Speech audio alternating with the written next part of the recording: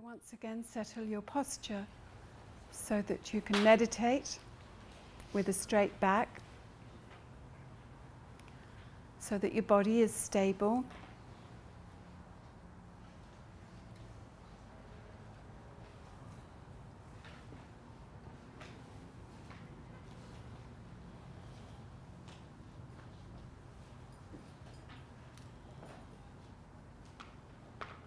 Your elbows are a little bit away from your body so that air can circulate.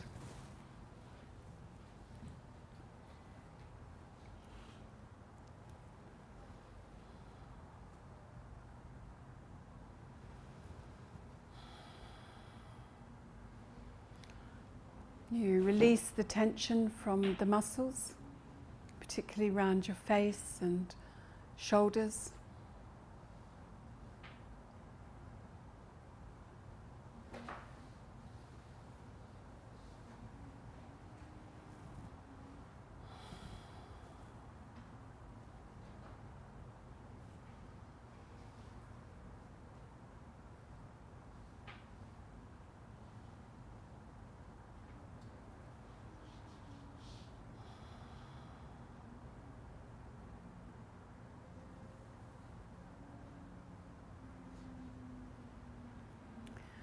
And then focus on your breath at one point. The point we usually choose is below the nostrils, just above the lips, because you can feel the air going in and the air going out at this point. And rather than following the breath, you just notice it. Just be aware.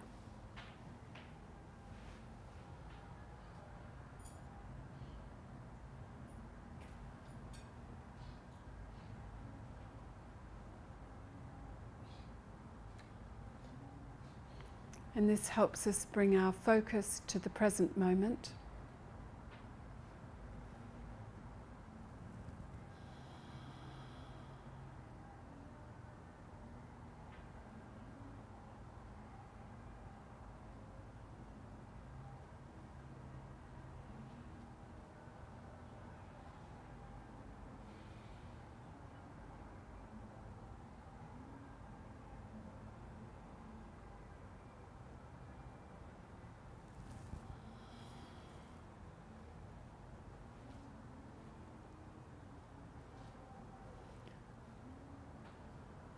The purpose is to make our mind alert and focused.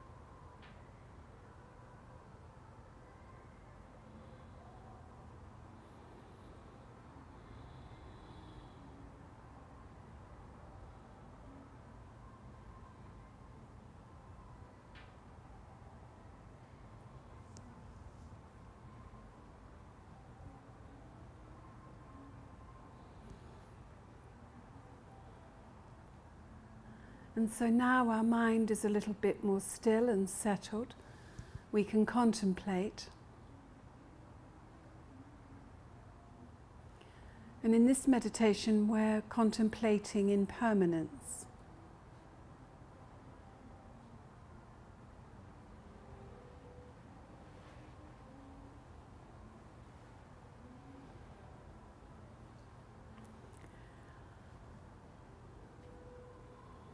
Anything that is impermanent comes from causes and conditions.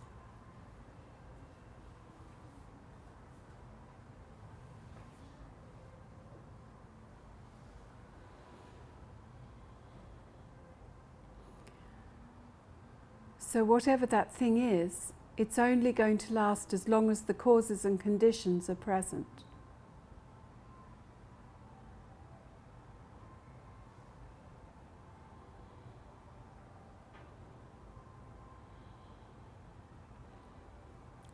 The causes and conditions come together, stay together for a while, and then they separate.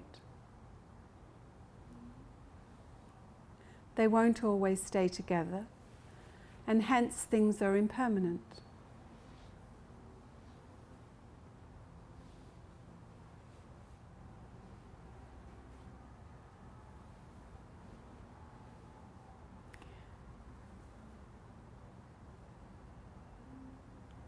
When we drop a glass on a hard floor, there are no longer the causes and conditions for it to be a glass, only a smashed glass.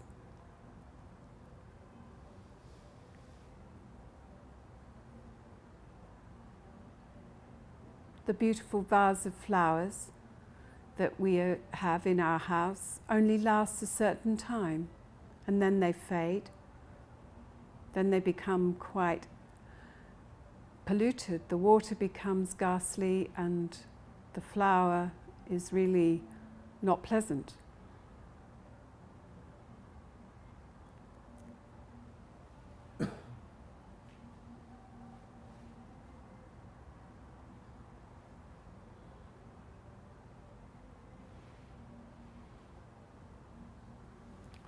We have a happy experience, but it doesn't last.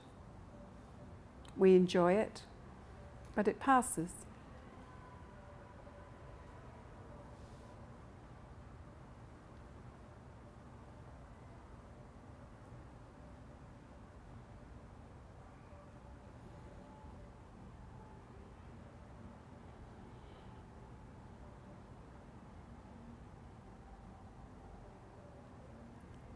We know this, but quite often we forget.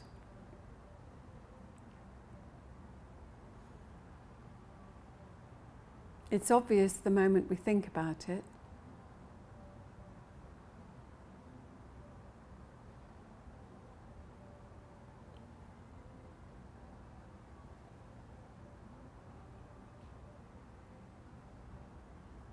But sometimes we become quite upset when these temporary things end.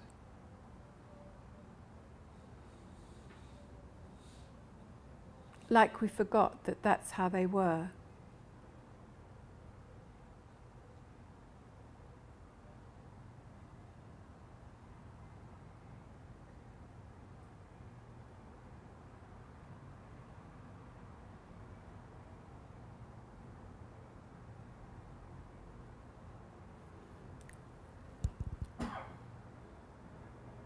So even with these gross examples of impermanence, we often push them to the back of our mind and act as if it was the case that they would be there always.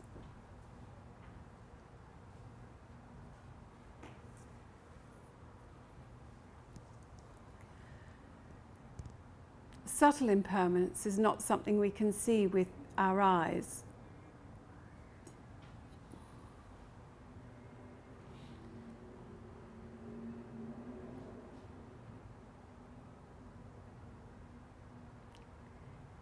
It's still based on causes and conditions, but the changes are happening every moment.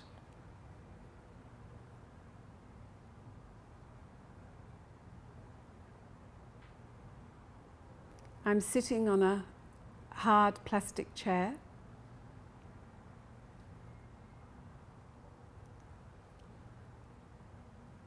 It feels very solid, but it's made up of tiny, tiny particles that are not static.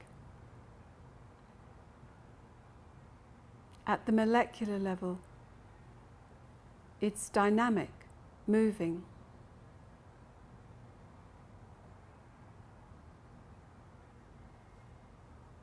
And there is space in between.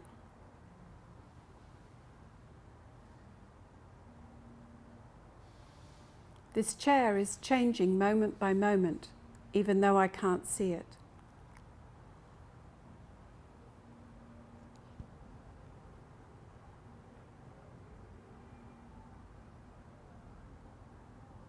It came together through causes and conditions. And one day, when those causes and conditions are no longer present, this chair won't exist. Or it won't exist as the chair it is today. It'll become old and broken and gradually break down. A leg will come off and you could no longer sit on it. But the change just doesn't happen at that point. It's happening every moment.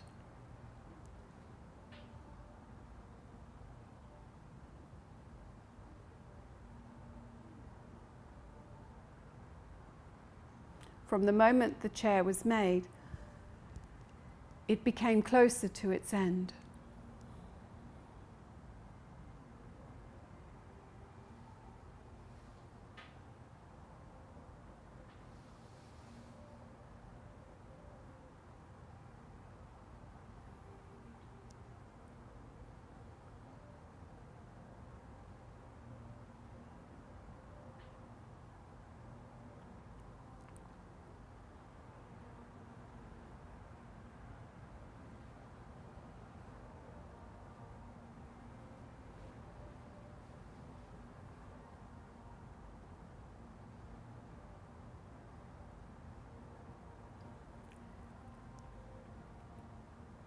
We can understand this with something that's been made by humans or by a factory, but it's also true in the environment.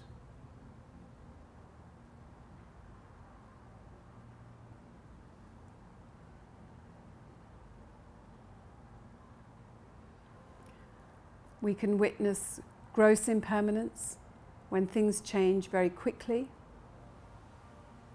and more subtle impermanence. Means that it's not the same day to day. It's changing moment by moment.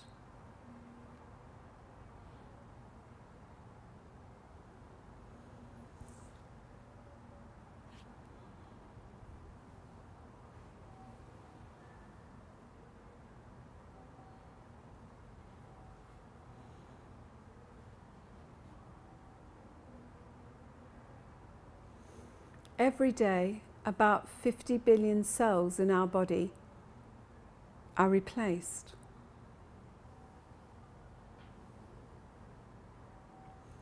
And over a year, 98% of our molecules and atoms in our body have been replaced.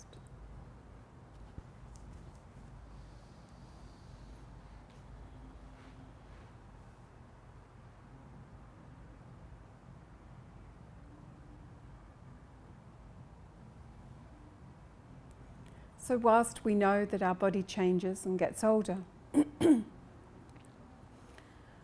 we look in the mirror 5 years ago or an old photo, we can see that things have changed.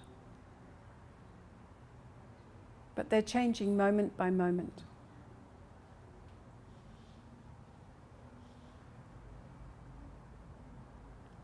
And likewise with our mind.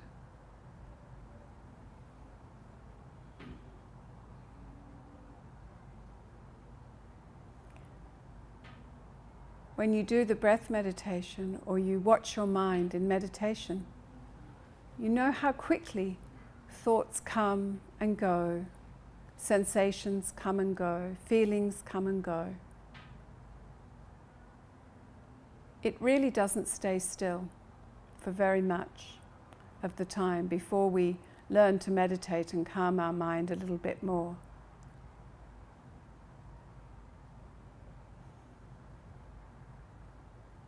Our mind is so busy.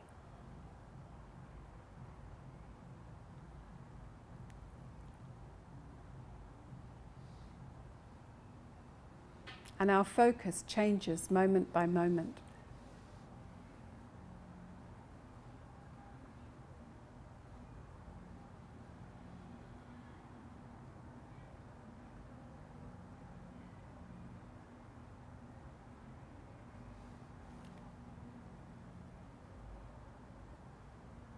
Even if we have some similar thoughts or ideas to yesterday, our mind is not the same as yesterday. It's fresh moment by moment.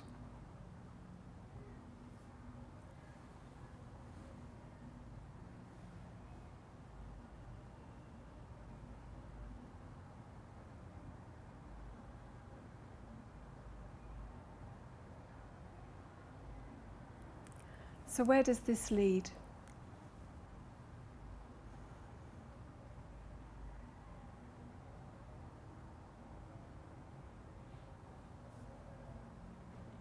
If we recognize that things are impermanent on a gross level and a subtle level, this can really reduce our attachment, our anger,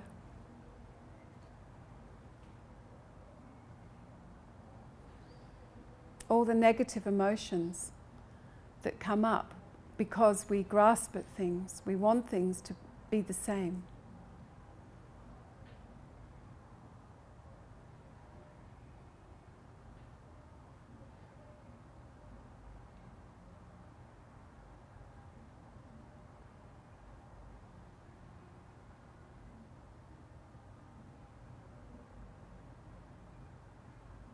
And it also helps us because it's a way of really deeply understanding that things come together through causes and conditions.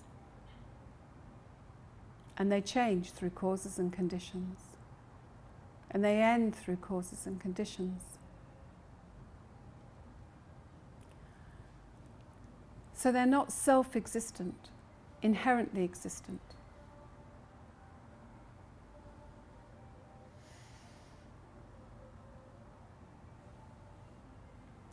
And not only things, but ourselves.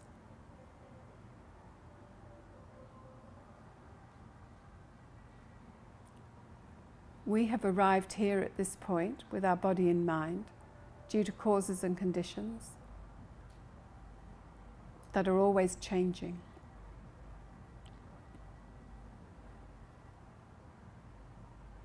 If we look for an inherent me, we won't find it.